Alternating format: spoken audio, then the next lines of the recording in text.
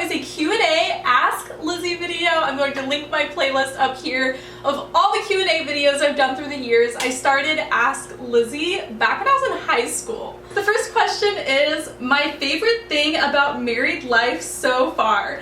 So I love having a built-in best friend and basically having sleepovers every night for the rest of your life. That's what marriage is. I love cooking together, eating together, cleaning together, watching shows, going to the gym. My favorite thing though is our job together at our parish. We're both the directors of religious education, so we run RCIA, youth group, CCD. It's the most amazing thing ever getting to do ministry together and be a team. Multiple people ask this, when do you want to have a baby with your husband? When do you want to have kids? So we want to have our child born in summer of 2024. So in order for that to happen, I want to get pregnant in August or September of this year. So it's coming so soon. I'm really excited. I already pre-ordered my prenatal vitamins through my vitamin company. So this is actually happening. What is your favorite place abroad that you've traveled? Definitely Thailand. When I was in college, I spent every summer in Thailand doing missionary work. I taught English with the Bible, so we did a lot of ministry, a lot of teaching, grammar, throwing parties, having dinners together, just doing fun things and becoming friends with the people who we were teaching. I absolutely loved the Christian community there, and I was about to move to Thailand as a missionary, and I wanted to stay there for 3, 4, maybe 5 years. I was so excited. And then I started learning a lot about the Orthodox Church and Catholicism and finding Protestantism to be wrong.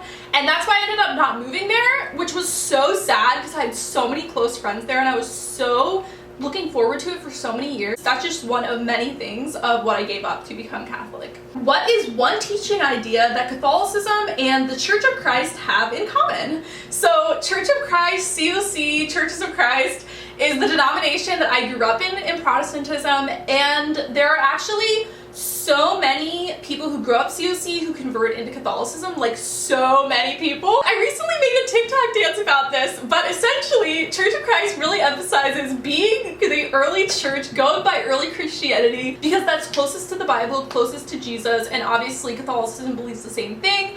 Also, Church of Christ really values baptism, almost like a sacrament. So yeah, there's a lot of back and forth. Did you ever think you'd find your husband because BPD, God is so incredible? So I actually don't have BPD. That stands for borderline personality disorder. So think of the acronym as each letter is for each word. So borderline personality disorder is BPD. Bipolar disorder is just BD. So I know that's really confusing. I've gotten confused by that before. I never had any insecurities about someone not wanting to be with me because I have bipolar, just because I've gotten so much male attention throughout my life. And even when I was in depression episodes and manic, there were still guys trying to be with me in a relationship. So I never viewed it as someone wouldn't want to marry me. What? There are so many gifts that come from bipolar, like having an extreme empathy, having so much emotional intelligence, going to so much therapy throughout my life, so I'm super self-aware of all my flaws. Hyper creativity, hyper religiosity, there's so many good things about bipolar. And then I'm so intense about my workout routine and eating healthy because of it. So I honestly think that if you treat your bipolar correctly, there's so many benefits. How are you? How have you been? So the past few months have been terrible. I've definitely had joyful parts of it, and there are times where long periods of times where I'm able to forget, but my mom died a few months ago and I'm still in the denial phase. It just doesn't feel real, even though I was there when she died. The week before she died, she could not communicate. She was so underweight. She wasn't herself at all. And so even though I was there and was with her dead body, it didn't feel like she died, and it still hasn't felt like she died, which I know is a defense mechanism. Like, I don't want to accept that she died because it's too painful to accept. The priest who married me gave me these 2 books that are Catholic devotions when someone in your life has died, and I cried so much for days after reading the first chapter and have not gone back to read it. I know I should just be going to weekly therapy to process it, and I haven't yet, but I do have an amazing therapist, so I will go to her. What is a childhood memory that you'll treasure forever? Definitely ballet and debate. I did ballet for I think 9 or 10 years growing up. My mom would always come with me backstage to our ballet recitals, and it was the only time I was allowed to wear makeup because she wouldn't let me wear makeup until high school. And then being on the debate team in high school, my mom was also super involved in. She took me to every tournament, and she was actually a judge at the tournaments. How do you feel about the lack of resources for mental health in the Catholic Church, and what do you think we can do about it? I disagree! Definitely don't think there are a lack of resources. I have found that in Catholicism, people believe that mental illness is real. Pro-medication, pro-science, pro-therapy, pro-psychiatrists.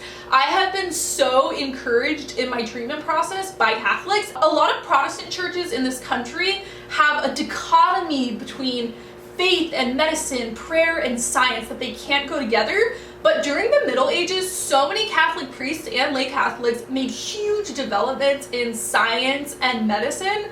And so the church always has been pro-science, pro-medicine, and that carries over into mental illness. So yeah, I've never felt not supported. Obviously there's trolls online who are like, bipolar is demon possession. So I do get annoying messages. Some of them are from Catholics, but in my normal actual life, I've never met anyone like that. So yeah, I feel really supported, and I'm glad that as a Catholic influencer, I'm able to make even more people feel supported in that. When did you start feeling like you fit in with the Catholic Church? Probably in 2019 or 2020. It took a long time just because people who grow up Catholic have this huge wealth of knowledge of Catholic history and Catholic saints and all of these prayers and songs that they honestly, a lot of people take it for granted and they don't even realize they have this wealth of knowledge and everything. Traveling around the world doing speaking events and meeting so many people, going to so many churches, that has made me feel like I fit in and more comfortable with Catholicism because I've met so many Catholics in so many different places. But still, I feel like I don't fit in sometimes because in my youth ministry and campus ministry job, so many of the Catholics know Latin and they know all these stories of saints and church history that I don't know. Still feel like I have so much more to learn, but it's really cool because I'm in a teaching role in the job in my church and my campus ministry job, but I also learn from them, which is really cool. Can a Catholic marry a non-Christian? Yes. If you are a practicing Catholic, you are allowed to marry a Protestant, an atheist. You can marry someone who is any religion or who has no religion. I don't recommend it just because the purpose of marriage is helping each other get to heaven and raising children and educating them in the Catholic faith. And I think that both of those things will be much easier to do if your spouse is Catholic. So I really recommend getting involved in a Catholic young adult group in your city to meet other Catholics or use dating apps to meet a Catholic. But I just think it makes sense, since the purpose of marriage is raising children in Catholicism, to do that with another Catholic. You can have a beautiful marriage that is interfaith, but I think your life will be happier if you do marry a Catholic. You do both have to agree to raise your children Catholic. So if you're marrying a Protestant or someone who's Jewish or Muslim or agnostic or atheist, that spouse has to agree. The children have to go to Mass every week, and on holy days they have to be baptized as a Catholic, go through First Communion, confirmation. Your children have to grow up Catholic, and so your spouse has to agree to that. Do you have any experience with Catholic churches that practice Eastern rites? Yes. I was going to a Byzantine church every week back in like 2020, 2021. For years, my husband and I have said that we're going to convert into Byzantine at some point, or another Eastern rite, depending on which one is close to where we're living at the time.